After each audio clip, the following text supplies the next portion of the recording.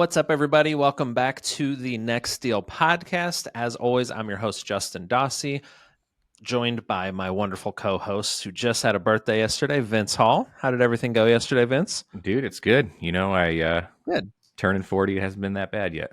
There you go. It's just like being 39, right? That's right. Yeah. I mean, that's my guess. I'm 34, but that's my guess. But today we are joined by our special guest, Brian Driscoll. I've known him for almost a year now, I would say, through Collective Genius. Awesome guy. We're very excited for him. He is a buy and hold investor.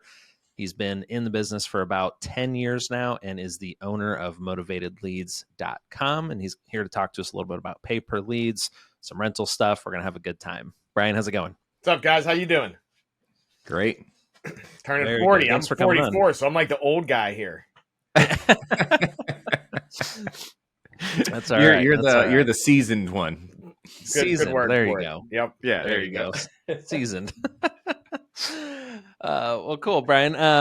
We always kind of start these off with just having you introduce yourself, you know, what you do, who you are, how you got started. So if you want to kind of start there and we'll get it rolling.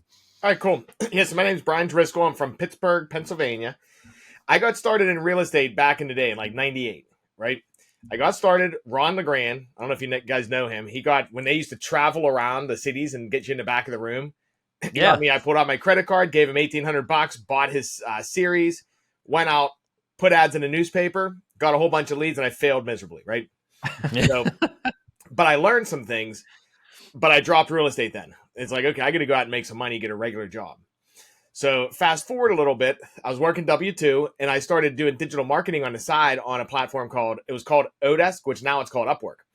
And I started freelancing back in like 2004. I started billing people like $20 an hour. And eventually I just kept getting busy and I just kept upping my rate. I was billing people like a couple $100 an hour. So that's how I got into digital marketing. I was basically doing e-commerce, lead gen, like national stuff. It was just a broad digital marketing, not anything to do with real estate. So then about 10 years ago, I found this property and it was through a wholesaler and I bought it. It was like 33 grand right in my backyard. And I bought it. I saw the wholesale fee. I'm like, geez, this is expensive. Like, I wonder if I could slap up a website and generate my own deals. So that's kind of how I married the marketing and real estate back together. So we slapped up a website and started crushing it. So we started getting a whole bunch of leads. But at the same time, that's when I started really investing. So what I do is I buy junky properties, I fix them, and I keep them. And I'm very targeted. I only buy in one zip code because I don't want to drive far. So I buy in like a 2-mile square radius. That's about it. Love it. Yeah, that's what I do. And in the digital marketing side, we generate leads for real estate investors. We're basically trying to get deals for investors. Mm-hmm. Perfect. Yeah, I've got the same approach as you, being very targeted and being very close to home. Yeah, because what I found, it sucks. So I did buy a property once outside of my zip code. It was probably like a 15-minute drive. So you got to go look at the property, number one. You're like 15 to 20 minutes there, talking with people, then 15 to 20 minutes back. So you're wasting like 45 minutes to an hour. But then when you get the property, you're meeting contractors. Like, this was before I had a team that like I could like pass stuff off to. So I'm driving there like every day. It's like 45 minutes drive time each day. I'm like, screw this. Yeah. You're working in the house early and late. Yeah. Yep. So that's why I kind of switched. Probably the same reason as you. Mm-hmm. Yeah, especially where you live, I would imagine too. Like you could get driving pretty far very quickly by doing some of the stuff out in Pittsburgh. Yeah, I love that you're that focused on it. And you're up to 25 rentals now. Yeah, roughly about 25. Awesome, very cool. Tell us a little bit about motivated leads. I know we've seen a lot of changes in the market from just different forms of marketing no longer working, such as text messaging, cold calling's gotten more challenging, things like that. And there's been kind of an explosion in pay-per-click, pay-per-lead type stuff. So talk to us a little bit about just kind of what Motivated Leads does and how it can help people find their next deal. Yeah, sure. So what we do at Motivated Leads, we generate leads online. So we're using platforms like Facebook, Google Pay-per-click, SEO, TikTok, all these different channels. And what we're doing is our goal is to find not necessarily people that want to sell their house. We want to find people that have problems. Like, that's the main goal. It's like, do you have a hoarder house, or did you inherit a home that you can't afford to fix? And I think that's one of the things, especially on digital too. It's a little tricky, and you got to really understand the space, because somebody that wants to sell their house is not an ideal target for an investor. We're looking for people that want to sell fast, that have a problem. So what we do is we generate leads online and we sell them to real estate investors on a pay-per-lead basis. So it's like no monthly fees, nothing like that. It's like you tell me, hey, I want leads in this county. We'll go market there, try to get them. When we do, you pay us. Real cut and dry. Yeah. And there's kind of like a bidding system to it too, right? Where you put a threshold in of what you're willing to pay in that market. Yep. Yeah. So say you're in a market, say Allegheny County. That's where I am. I may say, hey, I'm willing to pay $350 a lead. You may come in Allegheny County and be like, you know what? I need more leads. I'll bid Brian. And I'm going to pay $375 a lead, and then you take them all. So it's a bidding platform. It's all real transparent in a dashboard, but it is a bidding, and you just put, hey, here's the max I'm willing to pay. And mainly you just got to look at your KPIs. Like the cost per lead, I see in a lot of investors in all marketing, doesn't matter as much as you got to be focused on your cost per deal. Yep. Agreed. Yeah. Especially if because cost per lead could be so different on the channel that you're doing, but it really comes down to what you're actually spending to get the deal. So right. Like I know for us, I think we're seeing with direct mail anyway, anywhere from $2,500 to $2,600 per deal in my market down in Baton Rouge. Is there I know this is a loaded question, but is there an average you're seeing for pay per lead type stuff? Sure, it varies based on market, but curious what that looks like usually. Yeah, on market, usually it depends on market. It depends on people's skills. I'd say normally 1 out of 10 to 1 out of 15 should turn into a deal. So say you're paying $300 a lead, say $3,000 to $5,000. Yeah. Mm-hmm. Okay. Yeah. So that's not horribly different from, and I will say what we're doing with direct mail is low. Like $2,400, $2,500 is low. We're in a unique market that allows us to be there, where most people are anywhere from $3,000 to $5,000, like you said. That's pretty standard. Huh? Can you scale that? It's like, geez, throw some more money there. Like, yeah. So we are. we are. I think. Come on, Justin. 5 to 6 deals a month right now doing it. So nice. Working on getting that up there. But yeah, I'm a big proponent of being diversified in your marketing and not putting all your eggs in one basket. So when you work with people, is it common that you're seeing that as well, where people are doing more than one marketing avenue that's out there, or are you seeing more people sticking with one and then adding others in later? Like, how do you usually see that play out? The guys that are crushing it are doing everything. So, and I believe you should never put all your eggs in one basket. Unless you're just starting out, you got to pick where to put your money. Like, cause you may not have that much. You have to pick one because you're going to dilute it. But even in the pay per lead space, I have clients that are using 4 or 5 different pay per lead companies. And then they're doing mail. Then they're doing all the different strategies. So all marketing is going to work if you do it consistently and do it right. So I'm a believer, same with you guys, like do a lot of different things, but also look at your KPIs. Like, don't just do things to do them. But if you find something working, don't do the shiny object. Be like, oh yeah, this looks cool over here, and cut what's working to move your money. Like, keep what's working and just add to it. Yeah. Yep. Dude, I can't tell you how many times I probably say that on the daily to people. Like, just do something consistently, and even if it's the one thing, especially if you're starting out, and not hate on it too quickly, right? There's people getting direct mail and they're like, I did it for 1 month and didn't get a deal, and it's like, that's not a really good way to work at that. You need to go 4 to 6 months of doing this consistently and budget out for that and commit to it. And then after that, maybe you can kind of, go a different direction. So on your dashboard, when, investors are bidding, like, what qualifies a lead to be put into the motivated leads dashboard? Like, you know what I'm saying? Cause yeah. I have an interesting story for you guys. Right. All right. So we love good stories. This will answer your question too. So number one, what qualifies somebody is that you want to sell your house. Like, if you have an off-market property, you're technically qualified. But like, what was it, back in like October, November, I had a client who's a seasoned guy, like really good processes, things like that. And he hits me up and he's like, you know what? We got to pause. We're not seeing an ROI. I'm like, okay. And I'm thinking we got the best leads in the market, right? Mm-hmm. I'm like, how about this? Let me be your lead manager for like 2 weeks. I'm going to call every lead. So I want to see if it's process or leads, things like that. And basically I was looking to see, let me find out where your process is broken and I'll help you fix it. So it turns out it was some of the process, but it was also some of the quality of leads. So what that did, it put me down a rabbit hole. I started calling all of our leads that came into our system, just going to see like what's going on here. What are we pushing through? And turns out I declined like 20 leads that we would have normally sold and then had refunded. We were able to just stop them before they went out. Mm-hmm. So I was sitting there thinking, I'm like, this sucks. Like we got to get the only way to do this is have human interaction. So what I did was we hired over the last three to 4 months, Americans too, not overseas VAs, to call and vet every single lead that makes it into our system before we push it out. So to answer your question there, because we're trying to block, like it makes no sense for me to send you a lead that said they didn't fill out a form or it's listed on the MLS already, and then you just have to refund it, and then it's a big pain in the butt. So, so basically, like kind of roundabout way answering the question, like we're trying to constantly increase quality. Yeah. And we're trying to find basically people that want to sell their house fast. Yeah, for sure. I like that. Yeah, and it is true. Like the processes on the back end of a person's business, right? Are they following up? Are they? They can't tell you how many times people are like, I called a person once, or I sent a mail once, and I did that, and it's like, no, dude, the touch points on those are insane these days. And if they're not continuing to follow up, it's likely that they're not getting that ROI that they're wanting. And that's really cool that you've jumped into your business like that and did that. I think Ryan's done that a couple of times for people too, Justin. I've heard where he's like, all right, let me get in this and see what I can find too.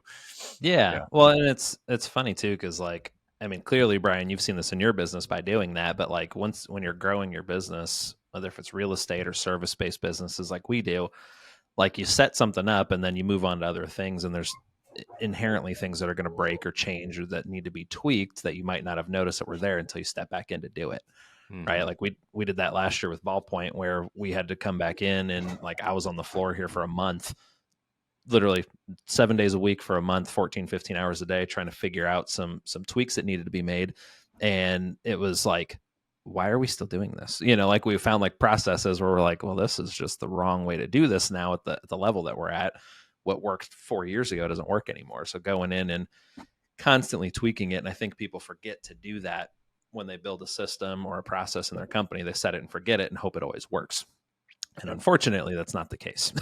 So I think we've seen, and I always forget the guy that said it. It was like in the 30s, but like you have to redo everything at 3 and 10x, right? Every time your business grows by 3 or grows by 10, you usually have to rebuild processes, revamp your system, make sure that everything is set up properly, because that's when stuff breaks. And if you can preempt that, that's when you grow a lot quicker. Yep, I agree. Yeah, because you get stuck in it. Hey, why are we doing it? It's just like, well, that's just the way we've always done it. Yeah, you got to just get in there and think. Yeah, dude, I'll give you a perfect example. To this day, I don't know how we arrived at this original conclusion, because when I realized this, I was like, this is the stupidest thing we ever did.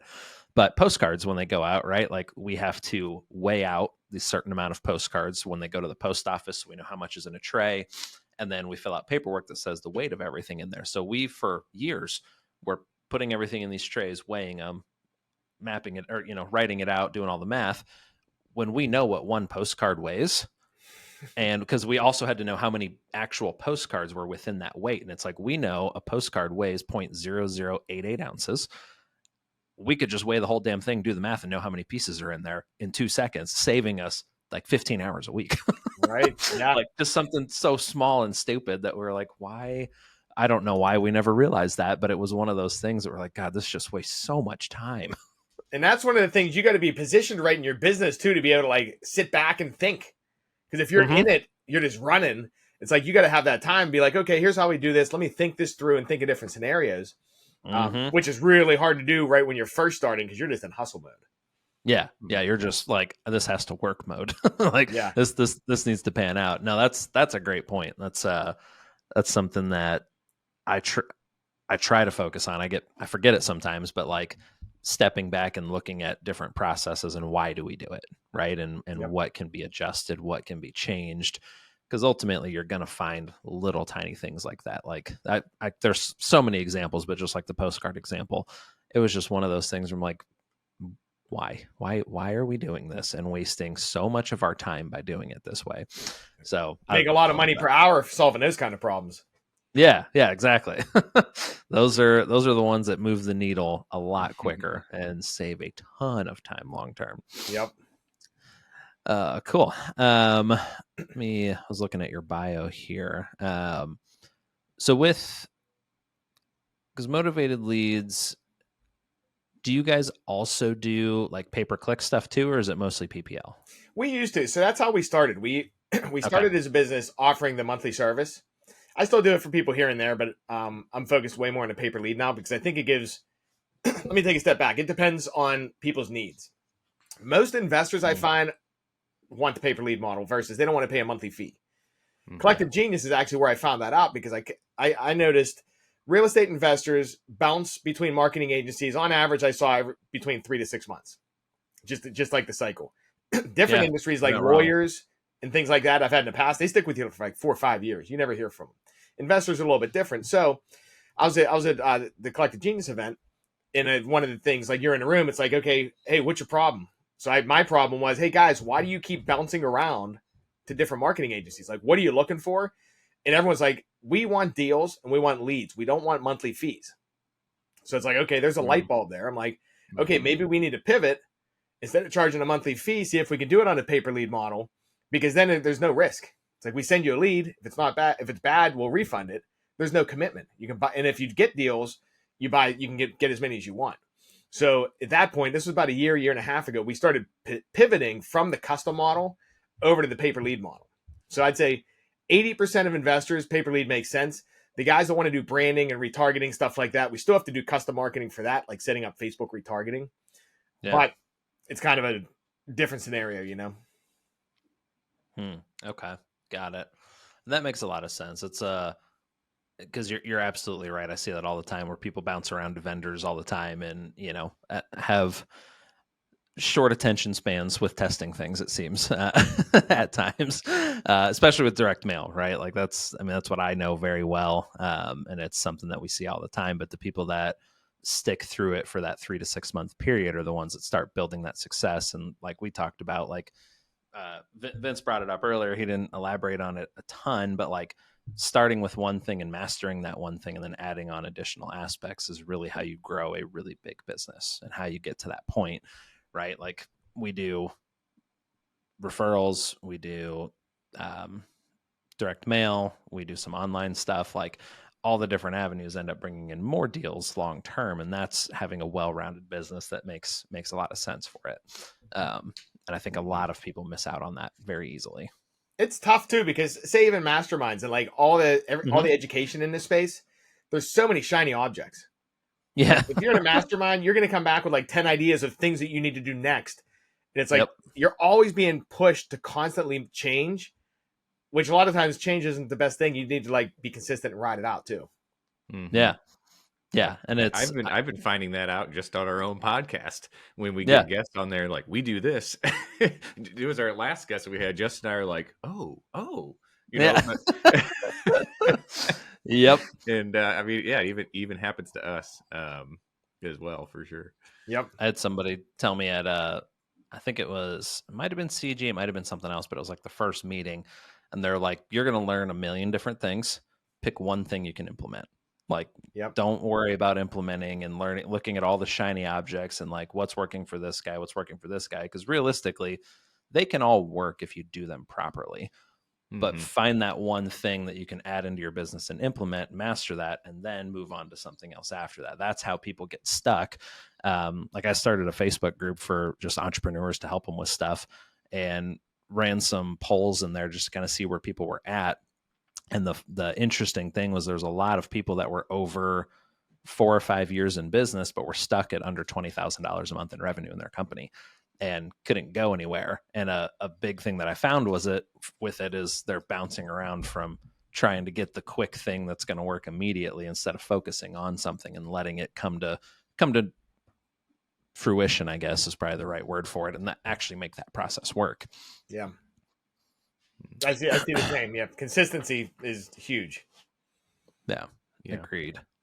Brian, I want to shift gears just a little bit because this is something that you touched on, and it was, when you're qualifying these leads for your dashboard, one of the things you implemented were the American-based qualifiers.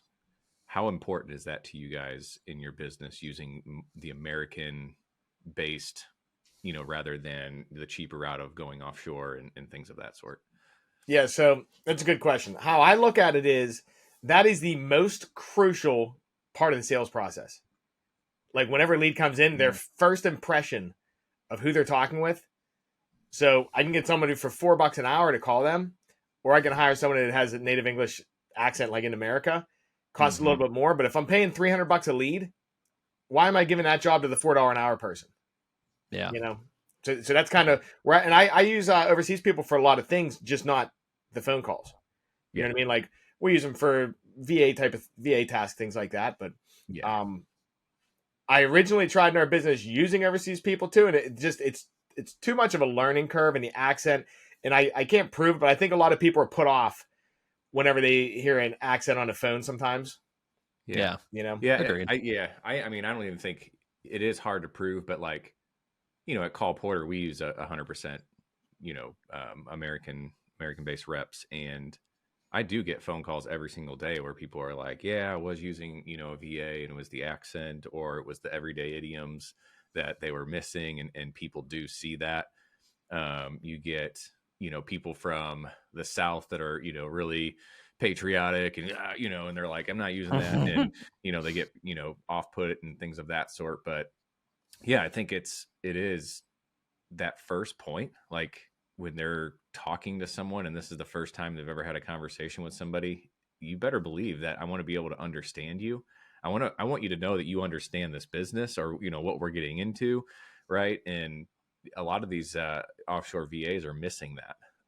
One of the most hilarious stories, and I think I said this really early on in the podcast with one of our guests, a guy came over to Call Porter because his VA actually spoke perfect English. He's like, you couldn't tell one way or another. He was like, however, it was the idioms that were getting her. And he was listening to a phone call about a guy being in pre-foreclosure, and the guy mentioned that he was in the doghouse. And how would you interpret that, Brian? I'm in the doghouse. Your wife's upset with you.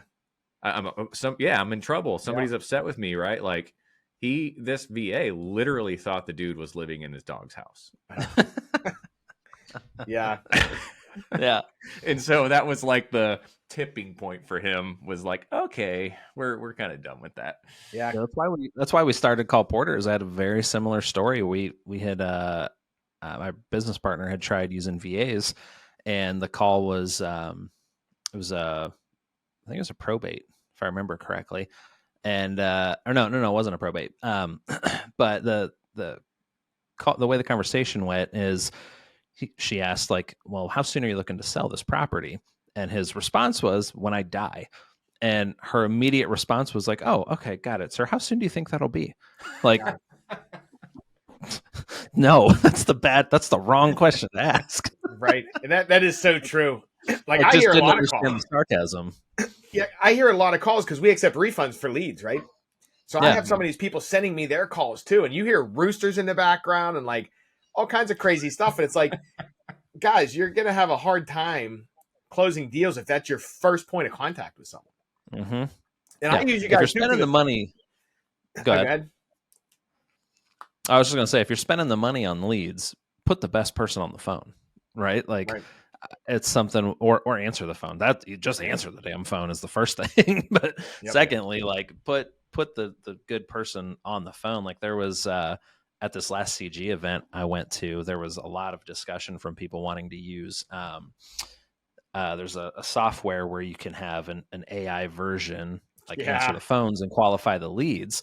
And I'm because like I've looked into it. We've looked into it for our businesses, and like it doesn't sound great. Like it sounds decent, but when it comes to sexy. Like qualifying, sexy is what it is. It's new and it's sexy, but when it comes to like the actual conversation, it's like not that great. And I'm sitting in the back, like listening to these people, and I'm like, guys, you're wanting to outsource the most important part of your company that's bringing you deals to save a couple bucks. Like it is not worth the exchange. Maybe in 10 years it will be, but right now it's not. Right. It is not at that point yet.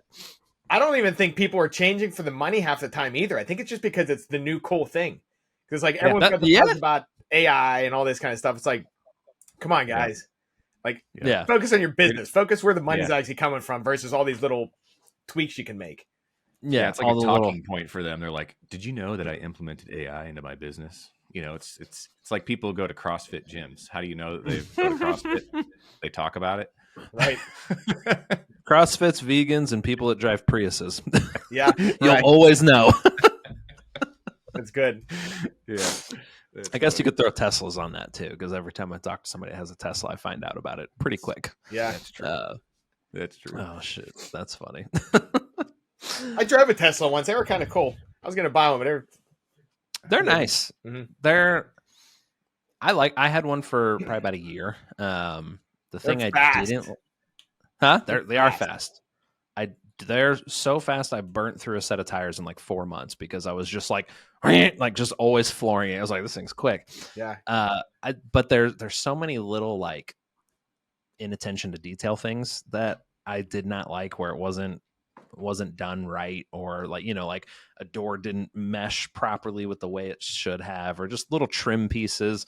There was some of that stuff I wasn't a fan of, but I mean, other than that, it was a fun car to drive. I had a lot of fun with it. Yeah. So did you tell everyone about it when you had it?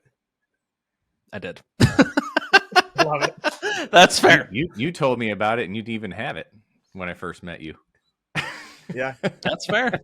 That's fair. When I first met you, when I first got back when we reconnected. When we reconnected. Yeah. It was right after I got rid of it. Yeah, you're right. Your big truck. You know what? It's a cool new thing out there. It's like a new gadget that's in the market. It's like a cool, sexy thing.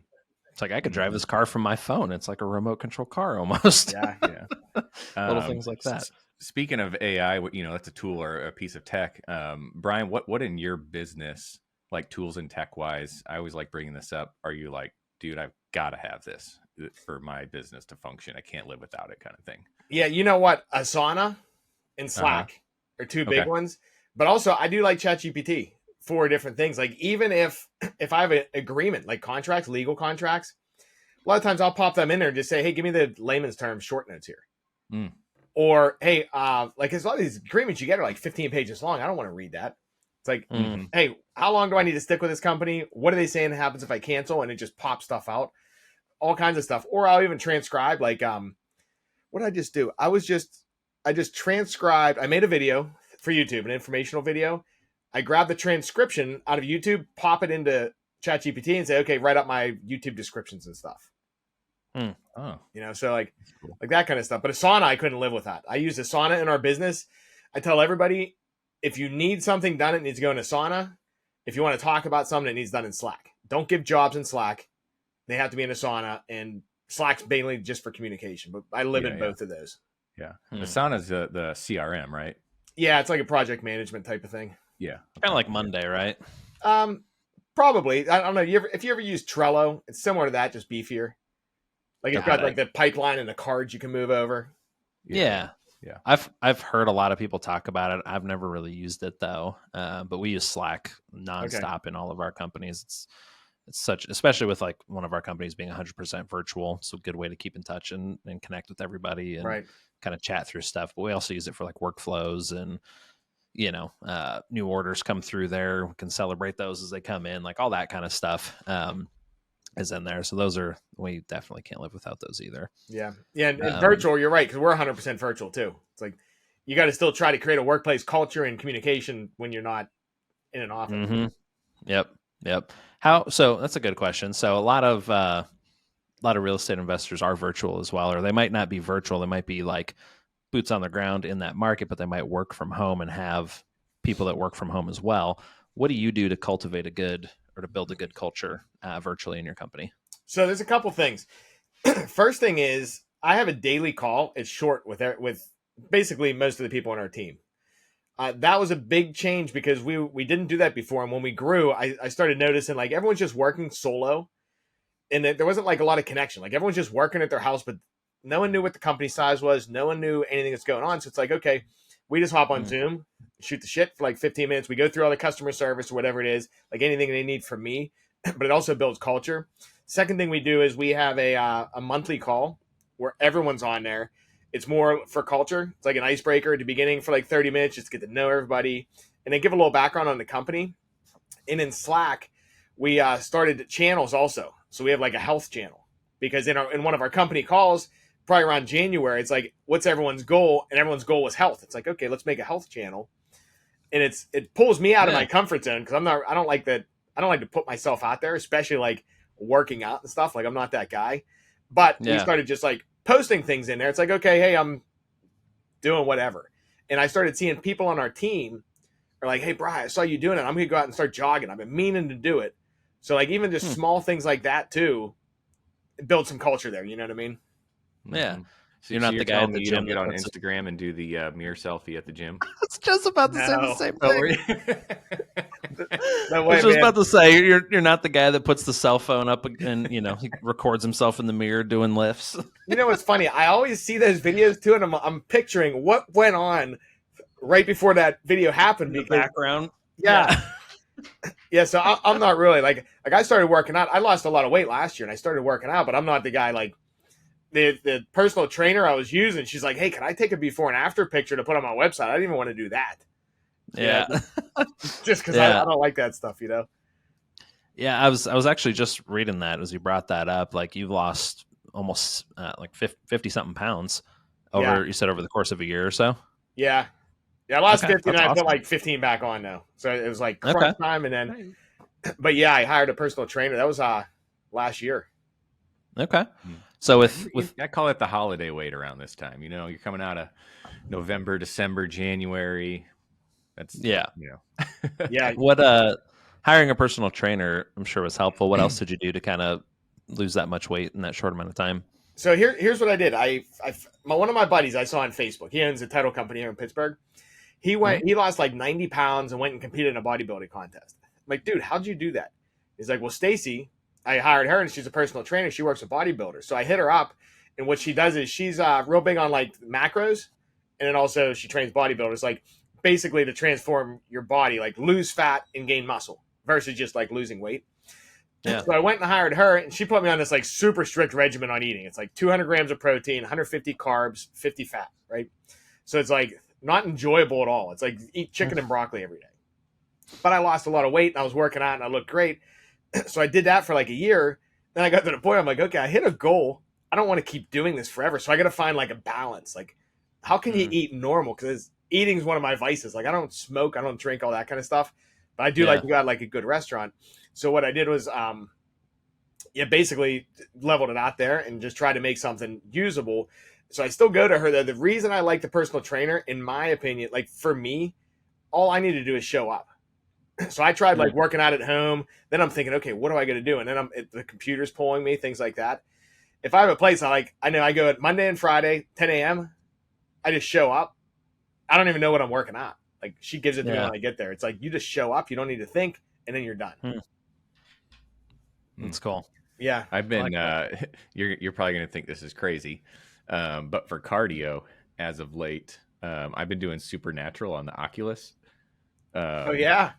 Like virtual. Yeah. Like, dude, I am sweating and dying afterwards. It's pretty intense. I love it. What is it? And then you're like, what's Supernatural? Yeah, I don't know what that is. It's a workout program, but you're doing it in the Oculus, right? And then you're holding. Can Susie record you doing this and send it to us? Dude, she has. Man. Yeah. But you got music that you're going to, and there's like boxing and stretching, and there's meditation. I mean, there's all kinds of things. But what's really cool is that, like I can work out in my basement all the time, but when you put me in Egypt and then all of a sudden I'm on the moon and I'm also down in Cambodia, like they're like in different places, and then you can choose your music and stuff. It really is. It's fun. Interesting. I sweat my ass off. Yeah. You're doing crunches and lunges and jumping up and down and waving it's intense. And that's been my cardio. Interesting. Yeah. I've been playing basketball a lot. That's I'm the person that like, I hate going to the gym. That is not for me. I don't like it either. I would rather do something that I enjoy. So it's like basketball. I used to skateboard a lot as a kid, and my daughter's getting into it. So like I'll skateboard with her out in the front, or like just different things like that. I like to be outside doing things, which always sucks in the winter. But yeah, I'm not a gym person. That's not my favorite.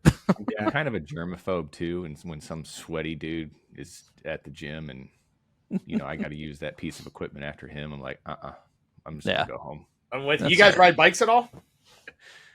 I should. Kids. Yeah, I need to get one casually with my kids. Okay, that's what I did for cardio too when I was doing it. I mountain bike or road bike or the Peloton.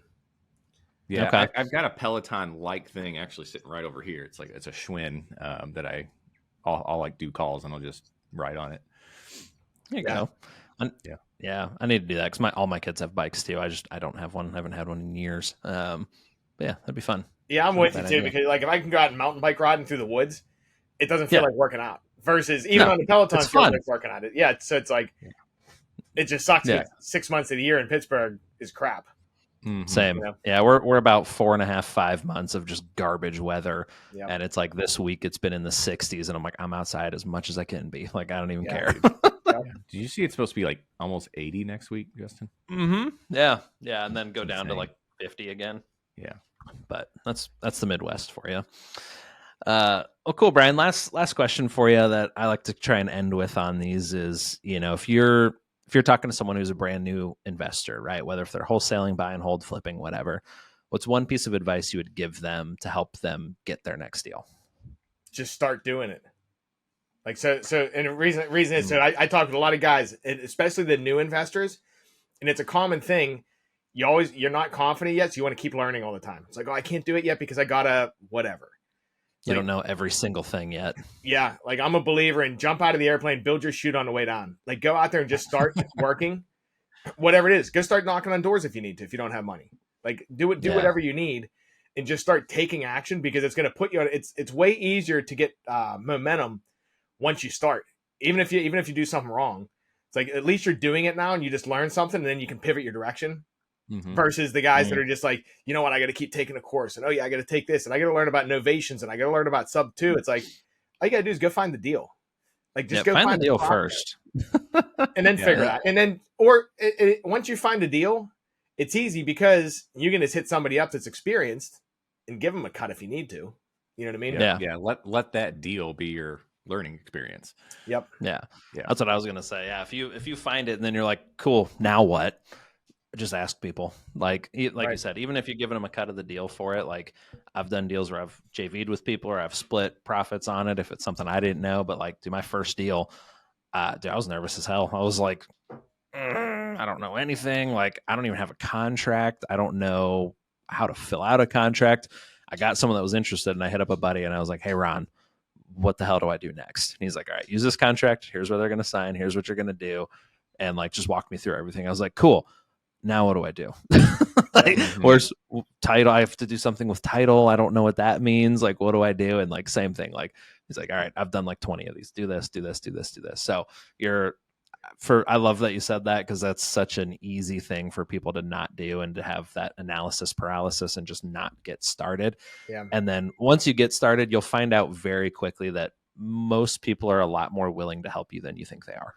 And here's the thing, it's way easier than you think. Like I thought getting into real estate was really complex. I'm like, dude, is this it? Like you're making this money is this it? Like where's the catch? Yeah. I can't remember who it was. Somebody on our podcast, I think it was Jeff on our podcast. Remember he said the same thing. He was like, that was like the aha moment for me was when he did his first deal. And he was like, wait, this is it? This is how easy it was? The hard part's finding the property. Right. That's the harder part. And going back to the harder part is getting over your own fears of even just doing it. Yeah. Yep. Yeah. And JVing with someone or partnering with somebody, and even if they're going to get a cut of the pie, I'd rather have some of the pie than no of the pie. Or none of the pie. You know what I'm saying? So if someone can partner with you and get that deal across the finish line and it, puts money on the table for you, freaking do it. Yeah. I think it was Jeff too that said he'd rather have some of the watermelon than the whole grape. Like something like that. Yeah. I'd rather have some of the watermelon than the whole grape. Yeah. Yeah, that's a good line. Yeah, I'm a fan of that one. I use that consistently now. Cool, Brian. Any final, or actually, before we wrap up here, what's the best way for people to reach out to you if they're wanting to work with motivated leads and get some paper lead type stuff going for their company? Yeah, you can just check out our websites, motivatedleads.com. Perfect. Awesome. Well, thank you for coming on, man. This was fun. I'm glad you were able to make it today and it's always nice when like I don't know where the conversation is going to go and we just get on other topics other than 100% real estate. So this was a fun one. I'm with you. Yeah. Thanks for having me on, man. Good time. Yeah, absolutely. Sure. Thanks, guys. As always, make sure you like, review, subscribe, share it with your friends, whatever you want to do. It helps us just get more of these done and get the volume out there more. Thanks again, and we'll see you next week.